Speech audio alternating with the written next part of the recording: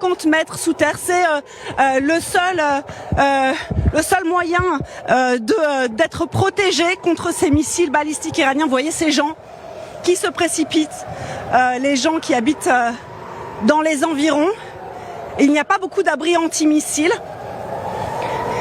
Et on voit quelques regards dirigés avec inquiétude vers le ciel. Ces Israéliens qui savent très bien qu'en dépit du système de défense, eh bien, il suffit d'une petite faille de ce système de défense pour qu'un missile soit meurtrier. Donc nous descendons avec les Israéliens dans cette station de tramway souterraine.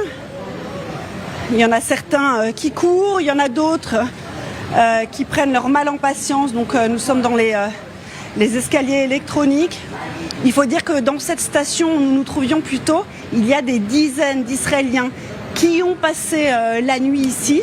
Pourquoi ? Parce qu'ils n'ont pas d'abri chez eux, qu'ils ne peuvent pas prendre le risque de ne pas avoir le temps de courir en pleine nuit. Et on va se diriger donc vers l'espace qui est protégé. Là, on n'est pas encore protégé de façon absolument sécurisée. Vous avez des gens avec des chiens. Il y a des enfants, bien sûr, puisque il y a des familles entières. Les enfants ne vont toujours pas à l'école.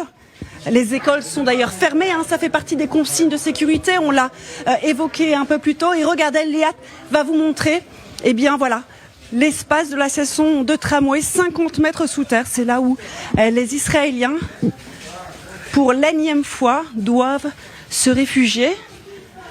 Les sirènes ont arrêté de retentir.